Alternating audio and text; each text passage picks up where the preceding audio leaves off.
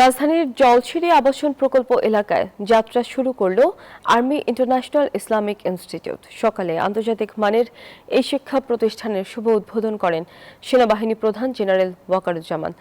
একই সাথে ভিডিও কনফারেন্সের মাধ্যমে বরিশাল, সাভার, বগুড়া, সিলেট, চট্টগ্রাম, কুমিল্লা এবং যশোরে ইনস্টিটিউটের নতুন শাখার ভিত্তিপ্রস্তর উন্মোচন করেন সেনাপ্রধান। এ সময় তিনি বলেন, বর্তমানে ৬৩টি ইনস্টিটিউট ও ১২টি বিশ্ববিদ্যালয় পরিচালনা করছে বাংলাদেশ সেনাবাহিনী। এসব প্রতিষ্ঠানের সাথেই যুক্ত হবে আর্মি ইন্টারন্যাশনাল ইসলামিক ইনস্টিটিউট। আমাদের প্রায় ৬৩টা ইনস্টিটিউশন আমরা চালাই, ১২টা ইউনিভার্সিটি চালাই সারা বাংলাদেশে, এবং এই এখন ইসলামিক এই ইনস্টিটিউশনগুলো অ্যাড হবে এটার সাথে।